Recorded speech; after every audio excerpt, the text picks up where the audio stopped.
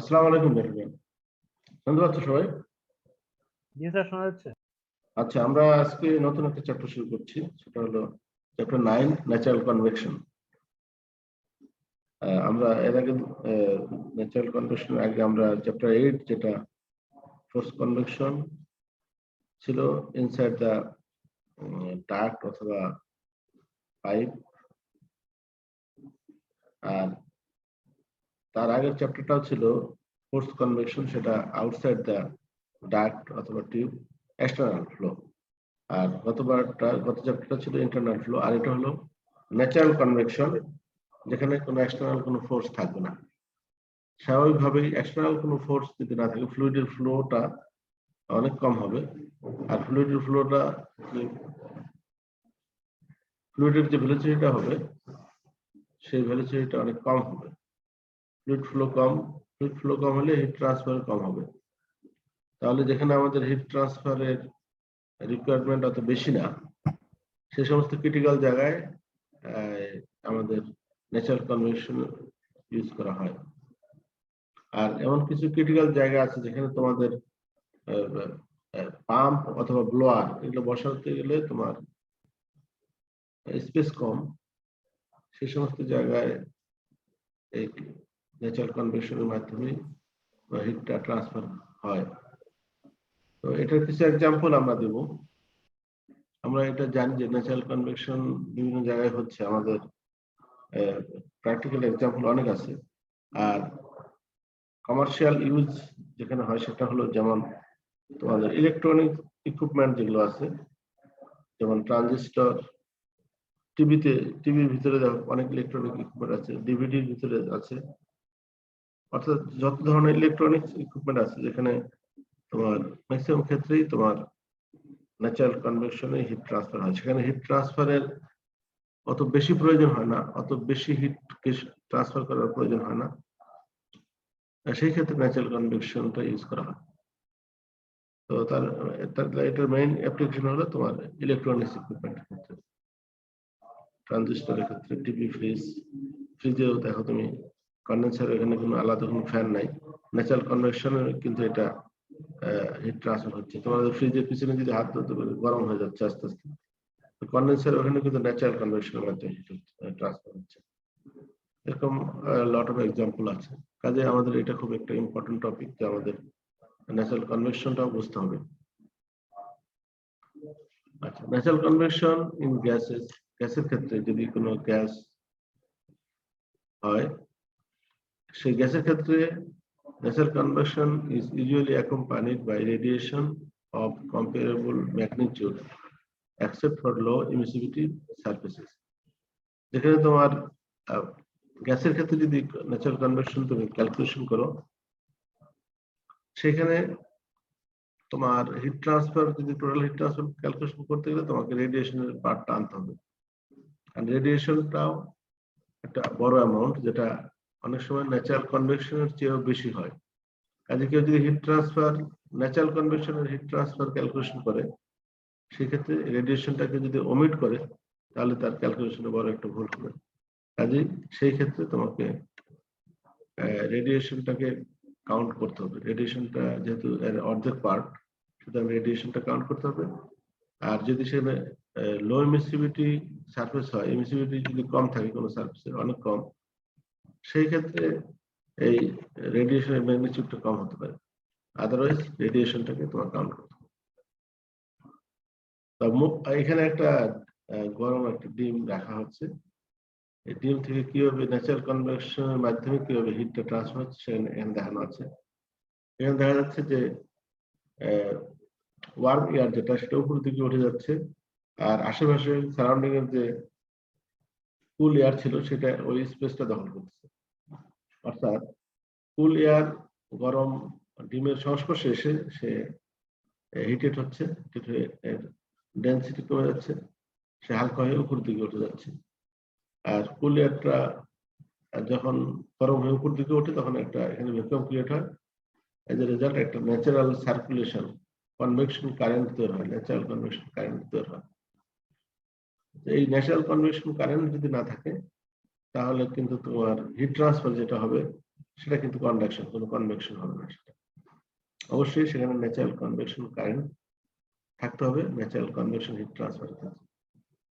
The motion that results from the continual replacement of the heated air in the vicinity of the egg by the cooler air is nearby called a natural convection current. এই যে heated air চলে যাচ্ছে আর cool air ঢুকতেছে, এই যে continuous process, এটা কিন্তু আমরা এক্সট্রা কোনো ফোর্স দেওয়া হচ্ছে না, ন্যাচারালি এটা হচ্ছে, কাজে এটাকে বলা হয় natural convection current. And the heat transfer that is enhanced as a result of this current is called natural convection heat transfer. তাহলে এখানে হিট ট্রান্সফার এর মাধ্যমে যেটা হচ্ছে এটাকে বলা হয় ন্যাচারাল কনভেকশন হিট ট্রান্সফার।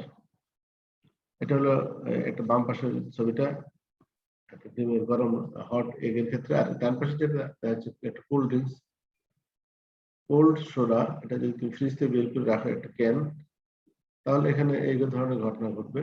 এটা খুব ঠান্ডা, এখানে আশেপাশে এয়ারটা গরম, এয়ারটা এর সংস্পর্শে এসে এয়ারটা কি হবে, ডেনসিটিটা বেড়ে যাবে, ঠান্ডা হবে, ঠান্ডা হলে ডেনসিটি বেড়ে যাবে, সে নিচের দিকে চলে যাবে, ফ্লোটা নিচের দিকে হবে। আর ওয়ার্ম এয়ারটা উপর থেকে নিচের দিকে ফ্লো হবে। আর এখানে কিন্তু উল্টাটা হয়েছে, হট যদি সারফেসটা যদি হট হয় অর্থাৎ সেক্ষেত্রে ওয়ার্ম এয়ারটা উপরের দিকে যাবে, আর সারফেসটা যদি কুল হয়, ঠান্ডা হয়, তাহলে ওয়ার্ম এয়ারটা নিচের দিকে আসবে। কারণ ওয়ার্ম এয়ার এখানে আরো ঠান্ডা হয়ে তার ডেন্সিটি বেড়ে যাবে, সে নিচের দিকে চলে যাবে। এজ এ রেজাল্ট এখানে ন্যাচারাল কনভেকশন কারেন্ট ক্রিয়েট হবে, এভাবে হিট ট্রান্সফার হয়। সুতরাং আমরা এই সমস্ত এক্সাম্পল আমরা বাসায় আমরা দেখতে পাই, সবসময় আমাদের চোখের সামনে এগুলো ঘটে।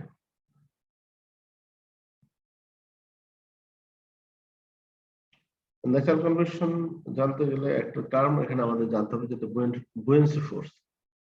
বুয়েন্সি ফোর্স তোমরা হয়তো ইন্টারমিডিয়েটে পড়ছো এই টপিকটা, এখানে আরেকটু জাস্ট আমরা রিপিট করব। বুয়েন্সি ফোর্সটা কি আসলে? Buoyancy force is upward force exerted by a fluid on a body completely or partially immersed in it in a gravitational field. কোন একটা বডি যদি ওয়াটার ধরলাম, আমি ফ্লুইডটা ওয়াটারে যদি পার্শিয়ালি, মানে স্যার জাহাজ চলাচলের সময় পানি একদম ভার্টিক্যালি যে ফোর্সটা দেয় সেটা? রাইট, মানে সেই বডিটা যদি তোমার পার্শিয়ালি অথবা কমপ্লিটলি ইমার্স থাকে, তাহলে সে ভার্টিক্যাল একটা ফোর্স ক্রিয়েট করবে, সেই ওয়াটারটা, সেই ফ্লুইডটা ভার্টিক্যাল যে ফোর্স ক্রিয়েট করে সেটাকে বলা হয় ভাসায় রাখার জন্য, সেটাকে বলা হয় বুয়েন্সি ফোর্স। এটার ম্যাগনিটিউড কত হবে? এটার অ্যামাউন্টটা হবে তোমার ওয়েটের থেকে বাদ দিতে হবে স্যার। হ্যাঁ, এটার অ্যামাউন্ট হবে তোমার যতটুকু ফ্লুইড সেই করবে, ফ্লুইড এখানে ডিসপ্লেস করবে, সেই ফ্লুইডের যে ওয়েট হবে সেটাই হবে বুয়েন্সি ফোর্স এরিয়া। এন্ড ফ্লুইড কতটুকু ডিসপ্লেস করবে? ফ্লুইড করবে যতটুকু বডিটা পানির নিচে ডুবে থাকবে অতটুকু ফ্লুইড ডিসপ্লেস করবে। তাহলে ওই বডিটা যতটুকু পানির নিচে ডুবে থাকবে অতটুকু তোমার যদি ভলিউম তুমি জানো, সেই ভলিউমটা নিলা, আর তার সাথে তোমাকে জিটা নিতে হবে, জি গ্র্যাভিটেশনাল ফোর্স আর গ্র্যাভিটেশনাল অ্যাক্সিলারেশন, আর ফ্লুইডটা তোমার ফ্লুইডের ডেনসিটি। তাহলে তোমার এই যে বুয়েন্সি ফোর্সের ইয়াটা পেয়ে যাবা। একটু লাইনে থাকবে।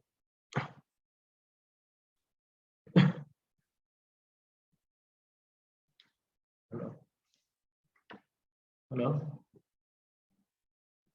আমি একটু, হ্যাঁ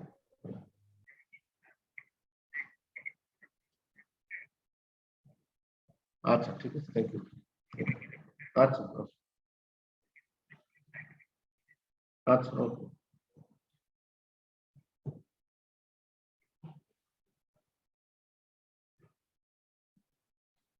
সরি, যেটা বলতেছিলাম যে এটা আসলে বুয়েন্সি ফোর্স তোমরা জানলা। এখন net vertical force acting on a body, এখানে net vertical force acting on a body, ওয়েটটা হলো জাহাজের ওয়েটটা যদি নিচের দিকে কাজ করে আর বুয়েন্সি ফোর্স উপর দিকে কাজ করে, তাহলে এই দুটার বিয়োগফলটাই হবে নেট ভার্টিক্যাল ফোর্স। কারণ ওয়েটটা তো ওয়েট মাইনাস বুয়েন্সি ফোর্স, তাহলে তুমি ওয়েটটা কিভাবে পাবা? ওয়েট হলো এই জাহাজের যে ম্যাটেরিয়ালের তৈরি, সেই ম্যাটেরিয়ালের ডেনসিটি, তারপরে গ্র্যাভিটেশনাল অ্যাক্সিলারেশন ইনটু জাহাজের ভলিউম। তাহলে তুমি এখানে ওয়েট পেয়ে গেলা মাইনাস বুয়েন্সি ফোর্স যেটা আগে বের করলাম, ডিফারেন্স। তাহলে দেখা যাচ্ছে এই দুটোকে যদি আমরা রিঅ্যারেঞ্জ করি তাহলে ডেন্সিটি ডিফারেন্স ইনটু জি আর ভলিউম অফ দা বডি, এটাই হলো তোমার নেট ফোর্স। তাহলে বুয়েন্সি ফোর্স আমাদের যদি না থাকে তাহলে তোমার হিট ট্রান্সফার হবে, কনভেকশন হিট ট্রান্সফার হবে না। বুয়েন্সি ফোর্স সবসময় থাকবে, ডেন্সিটি ডিফারেন্স থাকবে।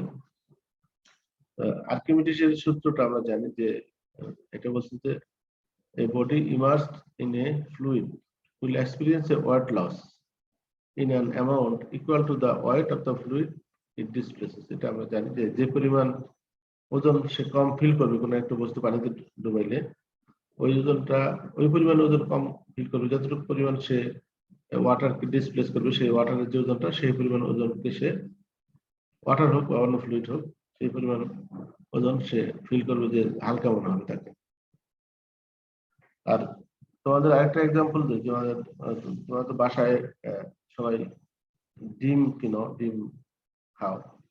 ডিম যদি তোমার ডিম পচা অথবা ডিমটা ভালো এটা বোঝার জন্য কিভাবে তুমি পরীক্ষা করো? কারণ আইডিয়া আছে? পচার ডিম পানিতে ভাসে স্যার, কেন ভাসে? বুয়েন্সি ফোর্সের জন্য স্যার। না, পচা ডিমটা পানিতে ভাসে এটা আমরা কারণ- জানি, কিন্তু কারণটা কি এটা বলো আমাকে। স্যার ঘনত্ব পানি থেকে কম হয়।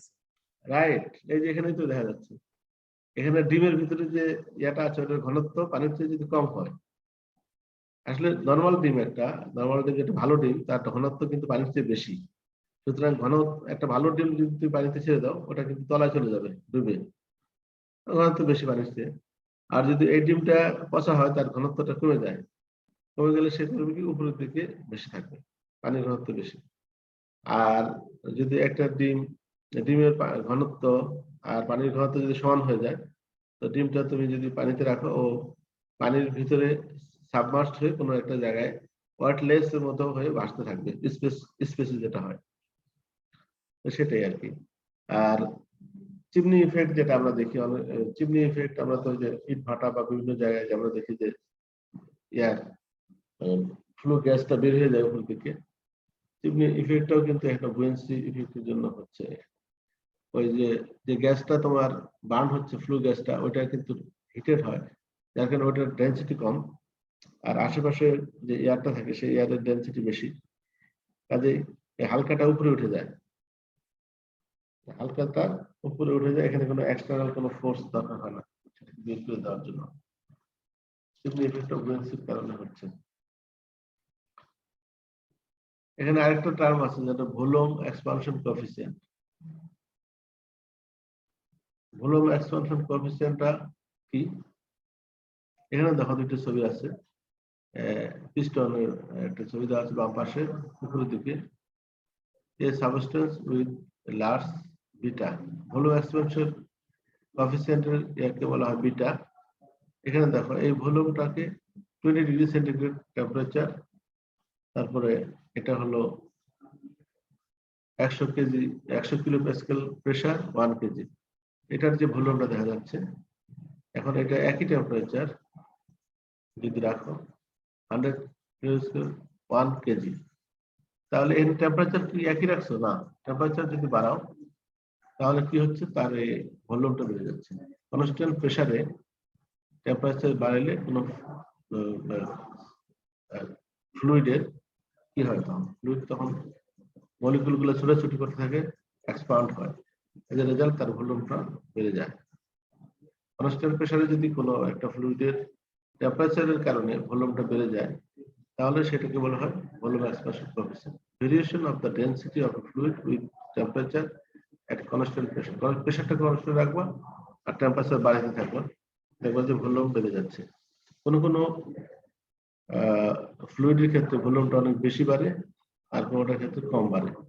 যেমন এটা উপরেরটাতে অনেক বেশি বাড়ছে, দেখা যাচ্ছে ডট ডট লাইনে দেখানো আছে, আর নিচেরটা অনেক কম বেড়েছে। এই ভলিউম এক্সপানশন আমরা এইভাবে লিখতে পারি, বেটা ইকুয়াল টু 1/v, অর্থাৎ যে ভলিউমটা সে 1/v into del v by del t constant প্রেসারে। তাহলে এইভাবে যদি আমরা লিখি তাহলে এটাকে আবার del v by del t যেটা এটাকে আমরা ভলিউমের ইয়াটাকে আমরা ভলিউমের টার্মটাকে আমরা ডেনসিটি টার্মে নিয়ে আসতে পারি। তাহলে এটা আমরা এইভাবে লিখতে পারি -1/ρ del rho by del T. এখানে মাইনাস হলো যে এখানে টেম্পারেচারের সাথে ডেনসিটির অপোজিট অ্যাকশন হয়, টেম্পারেচার বাড়লে ডেনসিটি কমে যায়, এখানে মাইনাস আছে। তাহলে আমরা এইভাবে ভলিউম এক্সপানশন লিখতে পারি। তাহলে এখানে তারপরে এটাকে আমরা স্পেসিফিক একটা ডিফারেন্স দিয়ে আমরা এটাকে প্রকাশ করতে পারি। এটা is equal to -1/ρ del p by del t and del p না del rho এখানে আমরা del rho কে আমরা লিখতে পারি rho infinity minus rho, আর del t কে আমরা লিখতে পারি t infinity minus t। rho infinity আর t infinity এগুলো হলো তোমার কোন একটা সারফেস থেকে অনেক দূরে, যেখানে ওই সারফেস টেম্পারেচারের কোনো এফেক্ট থাকে না, সেই এরিয়াটাকে যে অর্থাৎ ফ্রি স্ট্রিম ফ্লুইড যেটা, সেই ফ্রি স্ট্রিমের ফ্লুইডের তোমার density as well as free stream টেম্পারেচারের ডেনসিটি। আর এই রো এবং এটি এই দুটো হলো তোমার বাউন্ডারি লেয়ারের ভিতরে কোনো একটা পয়েন্টে তুমি যেখানে কোনো একটা সাবস্টেন্সের হিট ট্রান্সফার বলো বা ভেলোসিটি বলো, তার জন্য যে এফেক্ট, সেই এফেক্টটা এখানে বাউন্ডারি লেয়ারের ভিতরেই থাকবে, বাইরে এফেক্ট থাকবে না। বাইরে এফেক্ট খুবই কম, মানে ওটা ফিলই করবে না যে ভিতরে কোনো একটা হিটেড সাবস্টেন্স আছে। সুতরাং এটা হলো ফ্রি স্ট্রিম আর এটা হলো তোমার বাউন্ডারি লেয়ারের ভিতরে। তাহলে আমরা এটাকে রিঅ্যারেঞ্জ করে লিখতে পারি rho infinity minus rho is equal to rho beta t minus t infinity at constant pressure. For ideal গ্যাসের জন্য আমরা জানি আইডিয়াল গ্যাস কি, আইডিয়াল গ্যাস ফলো করে কোন সূত্রটা p is equal to rho RT। এই সূত্রটা যে গ্যাসগুলো ফলো করে সেই গ্যাসগুলোকে বলে আইডিয়াল গ্যাস। আইডিয়াল গ্যাসের ক্ষেত্রে beta is equal to 1/t, এটা মনে রাখবা। The larger the temperature difference টা যত বেশি হবে between the fluid and adjacent hot or cold fluid and the larger the buoyancy force and stronger natural convection current and thus the higher the heat transfer rate। তার মানে temperature ডিফারেন্সটা বেশি হলে আমরা হিট ট্রান্সফার বেশি হয়, এটা normal formula. সেখানে এখানে যদি টেম্পারেচার কোনো একটা সারফেসের যে সারফেসটাতে হিট ট্রান্সফার হবে তার টেম্পারেচার যদি বেশি হয়, আশেপাশে ফ্লুইডের যে তার সারাউন্ডিং ফ্লুইডের চেয়ে তার টেম্পারেচার গ্যাপটা যদি বেশি থাকে, তাহলে হিট ট্রান্সফার বেশি হবে। কেন হিট ট্রান্সফার বেশি হবে? বুয়েন্সি ফোর্স বেশি হবে। বুয়েন্সি ফোর্স যত বেশি হবে হিট ট্রান্সফারটা তত বেশি হবে, অর্থাৎ ফ্লুইডের মুভমেন্ট যত বাড়বে হিট ট্রান্সফার তত বাড়বে। এটি হলো আসল।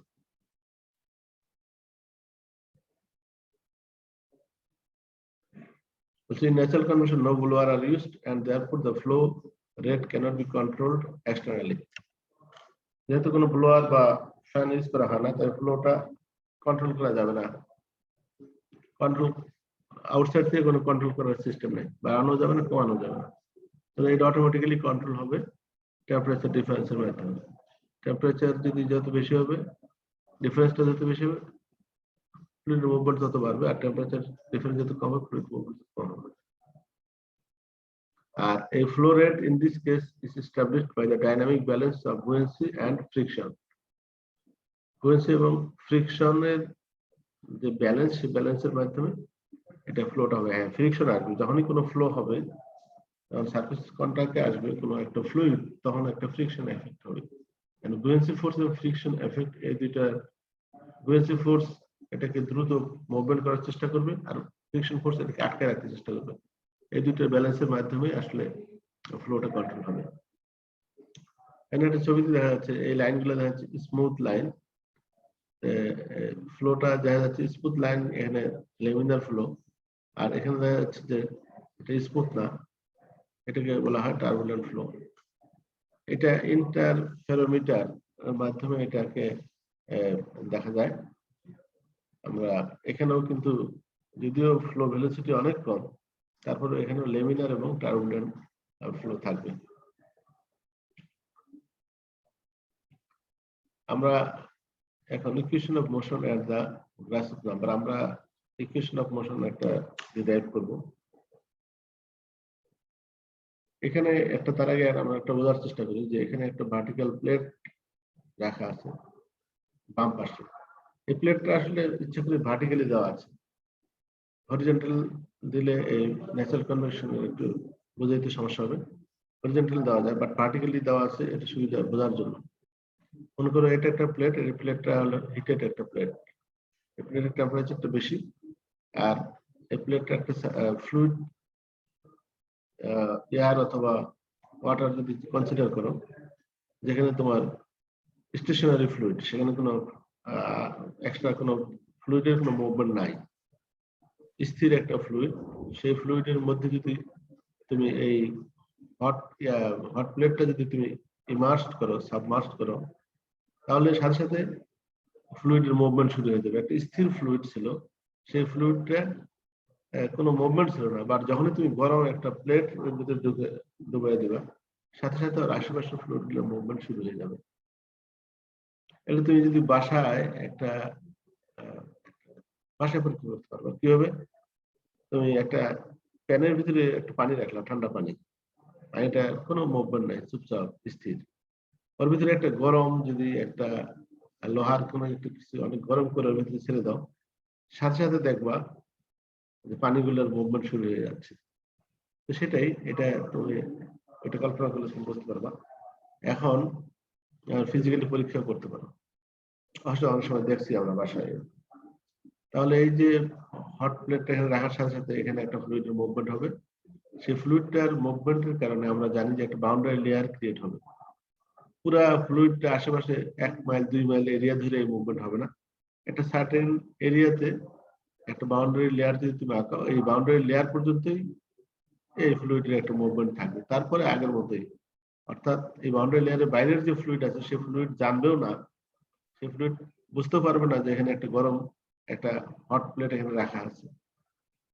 তার মানে বাউন্ডারি লেয়ারের বাইরের যে ফ্লুইড, এই যে লাল যে বাউন্ডারি লাইনটা দেখা যাচ্ছে, এই বাউন্ডারি লাইনের বাইরের যে ফ্লুইডটা, এই ফ্লুইডের তখন স্টেশনারি, টেম্পারেচারটাও আগে যা ছিল তাই, ফ্লুইডের মুভমেন্ট নাই।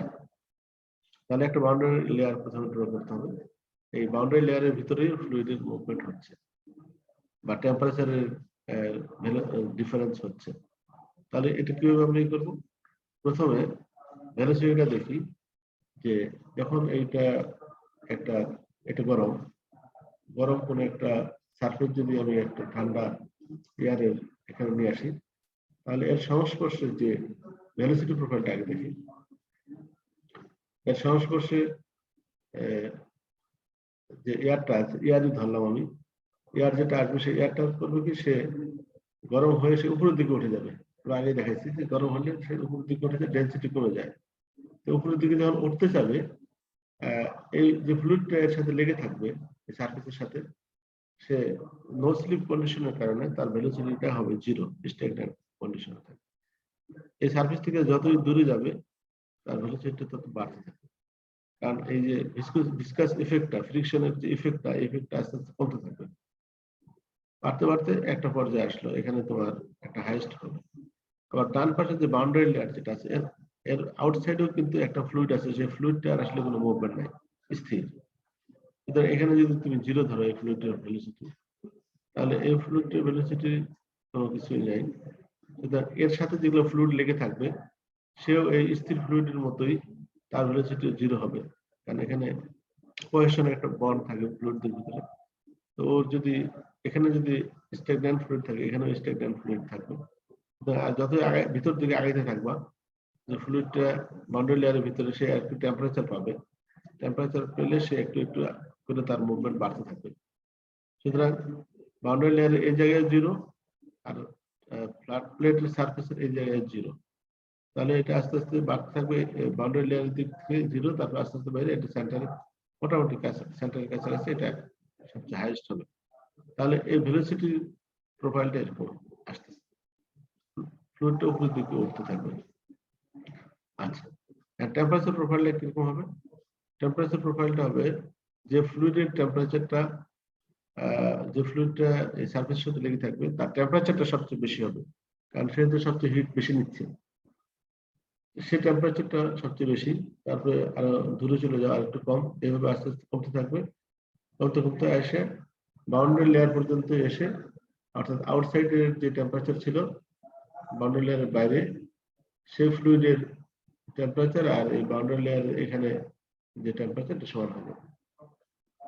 টেম্পারেচার প্রোফাইলটা হবে অর্থাৎ প্লেটের দিক থেকে আস্তে আস্তে কমতে থাকবে, আর ভেলোসিটি প্রোফাইলটা হবে এরকম, অর্থাৎ সারফেসও জিরো, আবার এখানে বাউন্ডারি লেয়ারের জিরো, মাঝখানে একটা ম্যাক্সিমাম হবে। তাহলে এটা যদি এটা তো বোঝা গেছে, আমি মনে করি এটা বুঝতে পারছি। আমরা এখন ডেরিভেশনে যাব। Equation of motion and Grashof number একটা ডেরিভেশন করব। আমরা ডেরিভেশন করার আগে আমরা সেম জিনিস, আমরা এখানে কিছু অ্যাজাম্পশন আছে যে consider a vertical hot flat plate, a প্লেটটা heated immersed in a quiescent fluid body, মানে স্থির কোন একটা ফ্লুইডের মধ্যে এটা ডুবানো হলো। অ্যাজাম্পশন আমরা ধরতে হবে steady, laminar, two-dimensional, Newtonian fluid, constant properties except the density difference. সবকিছু কনস্ট্যান্ট, কিন্তু ডেনসিটিটা ডিফারেন্স থাকবে। ডেনসিটি ডিফারেন্স থাকবে কোথায়? এই বাউন্ডারি লেয়ারের ভিতরে এবং বাউন্ডারি লেয়ারের বাইরে ডেনসিটি ডিফারেন্স থাকবে। তাহলে আমরা এর ভিতরে একটা স্মল একটা এলিমেন্ট নিব, যেটা আমরা চ্যাপ্টার 6 এ কিন্তু আমরা এই জিনিসটা করেছি, সুতরাং এখানে নতুন করে তেমন কিছু বোঝানোর দরকার নেই। স্মল একটা এলিমেন্ট নিব কোথায়? বাউন্ডারি লেয়ারের ভিতরে একটা স্মল এলিমেন্ট নেব, এটাকে বলা হয় কন্ট্রোল ভলিউম, কন্ট্রোল এলিমেন্ট। এই কন্ট্রোল এলিমেন্টটাকে আমরা ডাইমেনশন দেওয়া আছে, একদিকে থাকবে তোমার dx, এটা হলো dx, এটা হলো dy, আর ইউনিট ডেপথ অর্থাৎ জেড ডাইরেকশন যেটা সেখানে 1 ধরা হচ্ছে। তাহলে তোমার ভলিউমটা হবে dx dy ইনটু 1। আচ্ছা, আর এখানে তোমার প্রেসার ফোর্স কাজ করবে, যেটা আমরা আগে দেখাইছি, একটা প্রেসার ফোর্স P, অন্যদিকে একটা কাজ করবে P plus del P by del x into dx, আর শেয়ার ফোর্স দুই দিকে কাজ করবে, দুই ডাইরেকশন, একটা tau plus del tau by del y into dy। এগুলো তোমার চ্যাপ্টার 6 এ আমি কিন্তু এটা ডিটেইলস বলছি। এখানে চ্যাপ্টার 6 এর সাথে এটা একটা ডিফারেন্স হলো, এখানে ওয়েটটা, একটা ওয়েট আসতেছে, এটা নিচের দিকে কাজ করবে। এখানে একটা ফ্লুইড যদি থাকে, এই ফ্লুইডটা তো ওয়েট থাকবে, ফ্লুইড উপর দিকে উঠতেছে, কিন্তু আর ওয়েটটা নিচের দিকে এটাকে কাজ করবে, ওয়েটটা নিচের দিকে কাজ করবে, সেই ওয়েটটা এখানে দেখানো হচ্ছে। তাহলে নিউটন সেকেন্ড লতে আমরা জানি যে force F equal to ma, F equal to ma আমরা জানি। তাহলে এখানে mটা হলো ডেল m, স্মল কোয়ান্টিটির কারণে আমরা ডেল m ধরলাম, আর এন এক্স ডাইরেকশনে আমরা মোমেন্টামটা বের করব, ফোর্স বের করব, কাজে এক্স ডাইরেকশনে আমরা এটা সাফিক্স এক্স নেওয়া হয়েছে। তাহলে এটা হলো মাস, এটা হলো acceleration, force due to mass into acceleration, and এই ইকুয়েশনটা আমাকে ডিরাইভ করতে হবে।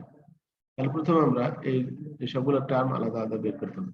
ডেল এমটা দেখি আমরা, ডেল এমটা হলো কি স্মল যে ভলিউমটা নিছি আমরা, এই ভলিউমটা আমরা ভলিউমের সাথে যদি আমরা ডেনসিটি গুণ করে দিলে মাস পেয়ে যাচ্ছি।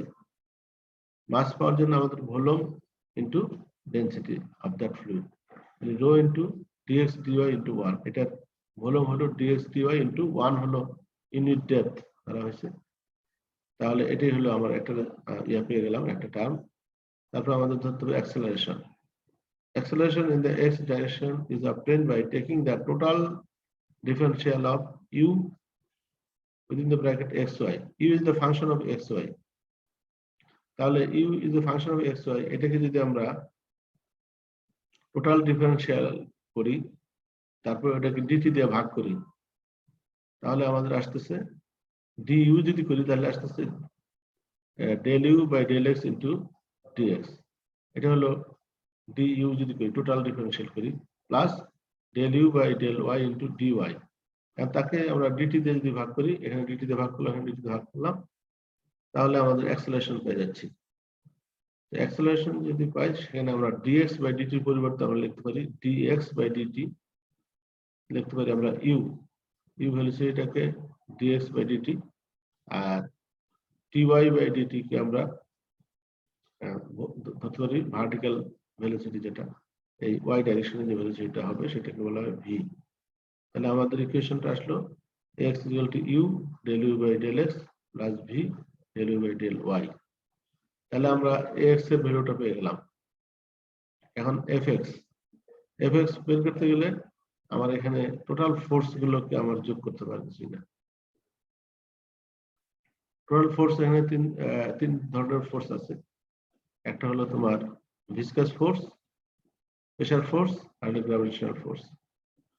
তাহলে তোমার নেট ভিসকাস ফোর্স হলো উপরের দিকে যদি আমি পজিটিভ ধরি আর নিচের দিকে নেগেটিভ ধরি তাহলে আপার ডাইরেকশন পজিটিভ, তাহলে এটা থেকে যদি এটা বাদ দেই তাহলে থাকতেছে অর্থাৎ tau delta by del y into d y, এটা থেকে টাউ বাদ দিলাম তাহলে থাকতেছে আমার delta by del y into d y, তার সাথে এরিয়া দিয়ে গুণ করতে হবে।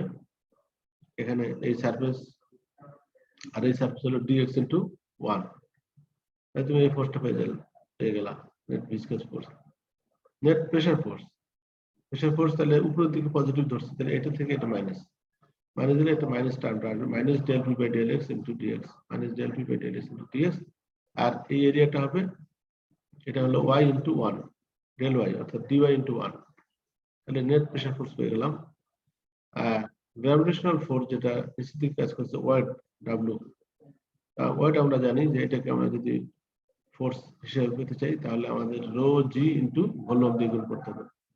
রো জি ইন্টু ভলিউম যেটা আমরা বুয়েন্সি ফোর্সে আমরা দেখাইছি, রো জি ইন্টু ভলিউম, তাহলে ভলিউমটা হলো dx dy into unit depth যেহেতু, তাহলে 1, তাহলে এটা আমরা পেয়ে গেলাম। এই টার্মটাকে আমরা এই যে del tau by del y আমরা যে আমরা আগে জানি যে এটাকে টাউ এর পরিবর্তে mu del you by del y বসাই দিই, এখানে টাউ এর পরিবর্তে mu del you by del y বসাই দিলে আমাদের এরকম একটা টার্ম আসে, mu del square you by del Y square minus del P by del x minus rho g into dx dy into 1। এখন এই যে তিনটা ভ্যালু আমরা পেয়ে গেলাম এই ইকুয়েশন 9.7 এ এফএক্স পেলাম আগে, এক্স পাইছি, ডেল এম পাইছি, এই তিনটা ভ্যালু আমরা বসাই দেবো, শুধু আর কিছু না। বসাই দেওয়ার পরে আমরা রো ডিএক্স ডিওয়াই ইন্টু 1 এই টার্ম দিয়ে আমরা ভাগ করবো, ভাগ করলে এই টার্মটা চলে যাবে, আলটিমেটলি এটা সিম্পলিফাই করলে এরকম একটা ইকুয়েশন আসবে, rho into U del you by del X plus V del you by del Y equal to mu del square you by del Y square minus del P by del x minus rho G. আমরা chapter 6 যেটা করেছিলাম সেখানে এই ওয়ার্ডটা ছিল না, word না থাকার কারণে এই টার্মটা আসে নাই, বাকিগুলো একই আছে, কিন্তু এই টার্মটা এখানে অ্যাড হয়েছে ন্যাচারাল কনভেকশনের ক্ষেত্রে। তাহলে X momentum equation in the quiescent fluid outside the boundary layer, outside the boundary layer যদি এক্স মোমেন্টাম ইকুয়েশন আমরা বের করতে চাই, আউটসাইড দ্য বাউন্ডারি লেয়ার যে ফ্লুইডের বাউন্ডারি লেয়ারের বাইরে আমাদের ইয়াটা কি হবে, ওই ইকুয়েশনটা কেমন দাঁড়াবে, সেই ক্ষেত্রে আমাদের এটা বললো যে এটা ইউ যদি 0 হয় ভেলোসিটি 0 বসায় দিলে ইউ এর মানটা, অর্থাৎ আউটসাইডে তো তোমার স্থির একটা ফ্লুইড ছিল, তো বাউন্ডারি লেয়ারের বাইরে স্থির ফ্লুইডের ভেলোসিটি 0, কাজে আমরা যে ইকুয়েশনটা ডিরাইভ করলাম এখানে যদি ইউ এর মান 0 বসাই দিই তাহলে এই টার্মটা 0 হয়ে যাচ্ছে, এই টার্মটা 0 হয়ে যাচ্ছে, শুধু থাকতেছে এই দুইটা টার্ম আছে লাস্টে, তাহলে minus del P by del s, এটাকে যদি বাম পাশে নিয়ে আসো তাহলে del P by del S equal to minus rho জি,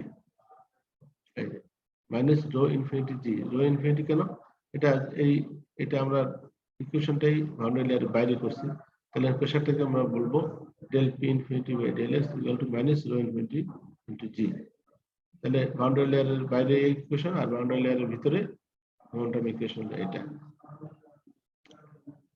তাহলে আমাদের নোটিং দ্যাট ভি যেটা ভার্টিক্যাল ভেলোসিটি অর্থাৎ ওয়াই অ্যাক্সিস বরাবর যে ভেলোসিটিটা, ছবিটা কই, এই যে ওয়াই অ্যাক্সিস বরাবর যে ভেলোসিটিটা যেটা ভি, সেই ভেলোসিটিটা আসলে এই যে এক্স অ্যাক্সিস বরাবর ভেলোসিটির চেয়ে অনেক কম স্বাভাবিকভাবে, কারণ এখানে যদি ফ্লুইডটা একসাথে গরম হয় উপরের দিকে উঠবে, এটা এরকম ভার্টিক্যাল দিকে যাবে না, গেলে খুব ভেলোসিটি কম হবে, এটা উপরের দিকে উঠবে বা নিচের দিকে নামবে, এটাই। সুতরাং এই ভার্টিক্যাল ভেলোসিটিটা এখানে অনেক কম in the boundary layer, thus del v by del x equal to del v by del y equal to 0 ধরা যায় এটা, and there are no body forces including gravity in the y direction, y direction এ কোনো gravity force gravity force নিচের দিকে কাজ করে।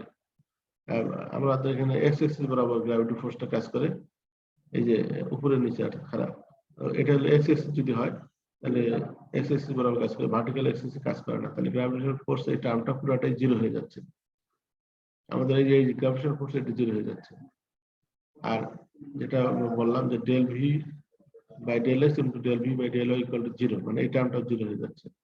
তাহলে আমরা এই del v by del y del v by del x, মানে এখানে যদি আমরা ওয়াই ডাইরেকশন নিতাম তাহলে ভিটা আসতো, ভি আসলে তাহলে এই টার্মগুলো আমার জিরো হয়ে যাইতো।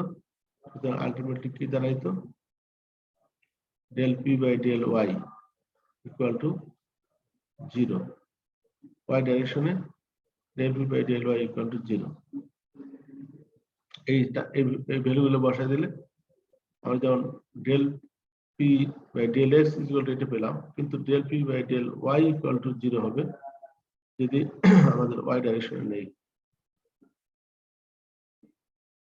জিরো হওয়ার পরে তাহলে আমরা লিখতে পারি এই ইকুয়েশনটাকে, তাহলে del P by del X equal to del P infinity by del X equal to minus del P infinity G. এই যে del P by del X equal to del P infinity by del X equal to minus rho infinity G, এটা আমরা লিখতে পারি যেহেতু আমরা del P by del Y equal to zero. কাজে আমরা এটা যদি জিরো হয় তাহলে আমরা এইভাবে লিখতে পারি। তাহলে সাবস্টিটিউটিং দ্য ইকুয়েশন 9-10, 9-10 কোনটা ছিল আমাদের 9-10, এই ইকুয়েশনে যদি আমরা এটা বসায় দিই del P by del x এর পরিবর্তে ওই টার্মটা, তাহলে আমাদের আসতেছে এই টার্মটা ছিল আগে থেকে, আর del P by del x এর পরিবর্তে আমরা এই টার্মটা বসায় দেব। এই টার্মটা বসায় দিলে আমাদের আসতেছে rho infinity minus rho into G. এখানে ছিল মাইনাস রো জি, তো আগে থেকেই ছিল, আর এটার পরিবর্তে আমরা এই টার্মটা যদি বসায় দিই মাইনাস রো ইনফিনিটি জি, তাহলে এটাকে কমন নিলে, জিটা কমন নিলে রো ইনফিনিটি মাইনাস রো, তাহলে এই ইকুয়েশনটা এরকম আসে দাঁড়াচ্ছে ফাইনালি।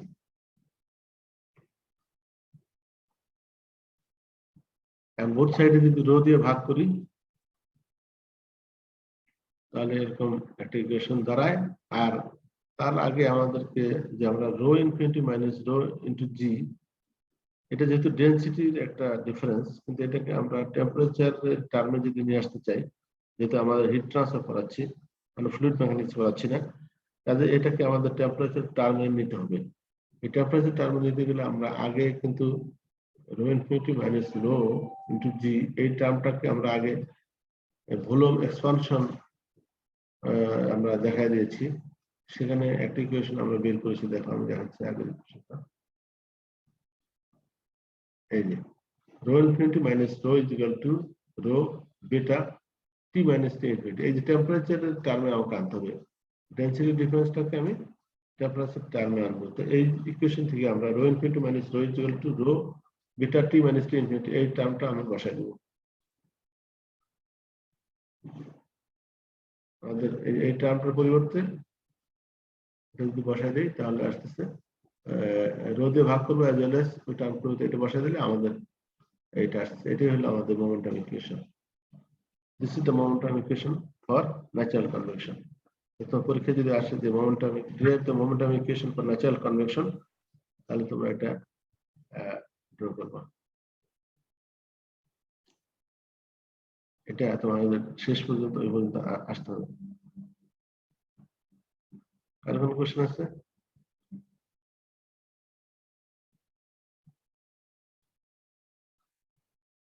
এই টার্মটা কি? এই টার্মটা তুমি রো দিয়ে ভাগ করছো, এটা কি ছিল আমার? মিউ ছিল, mu by rho is equal to nu kinematic viscosity আর ডাইনামিক ভিসকোসিটি। এটা মিউটা হলো তোমার ডাইনামিক ভিসকোসিটি, এটাকে যদি রো দিয়ে ভাগ করো তাহলে কাইনেমেটিক ভিসকোসিটি হয়। এটা কিন্তু ভির মতো দেখা যাচ্ছে, কিন্তু এটা আসলে ভি না, এটা কিন্তু নিউ। এটা মনে রাখতে হবে। তোমরা মিউ কে যদি রো দিয়ে ভাগ করো কাইনেমেটিক ভিসকোসিটি ডাইনামিক ভিসকোসিটি হয়ে যাচ্ছে। তাহলে এই টার্মটা আর এই টার্মটা একই রকম দেখা যাচ্ছে, এটা কিন্তু ভি, এটা কিন্তু ভি না, এটা কিন্তু নিউ, এটা আসলে সিম্বলটা ঠিক হয়নি। This is the equation, momentum equation. আর কোনো কোশ্চেন আছে?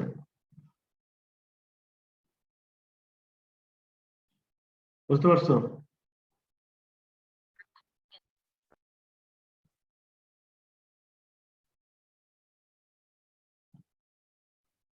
তাহলে আজকে এই পর্যন্তই।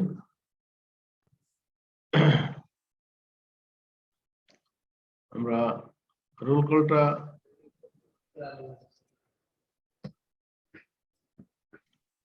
Roll call sir roll call sir. সবাই আছে প্রেজেন্ট? জি স্যার, অলমোস্ট সবাই আছে স্যার। আমার দেখা যাচ্ছে এখানে 70 কয়জন যেন দেখলাম, এখানে 72 জন দেখা যাচ্ছে। 72 জন কেন, আমাদের স্টুডেন্ট আরো বেশি না? আমি তাহলে 71 জন, আমি সহ হয়তো 72 জন দেখা যাচ্ছে। স্যার একটা জিনিস আছে স্যার, আমাদের পুরাতন ব্যাচের খুব সম্ভবত আপনি যে টপিকটা পড়াচ্ছেন ওটা নাই, ওরা শুধুমাত্র রেডিয়েশন করবে, সেই জন্য এখানে জয়েন করে স্যার। সবাই আছে ওরা স্যার। ওরা কোথায় এখন? ওরা কি তা- রেডিয়েশন? ওরা রেডিয়েশনটা করবে স্যার তারিক স্যারের সাথে শুধু। মানে কনভেকশন পার্টটা ওদের নাই, ওই জন্য স্যার 72 দেখাচ্ছে। আচ্ছা, ঠিক আছে, তাহলে আমার মনে হয় সবাইকে আমি প্রেজেন্ট দিয়ে দিচ্ছি। সবাইকে প্রেজেন্ট দিয়ে দিচ্ছি, তাহলে thank you very much. Next ক্লাসে আবার দেখা হবে।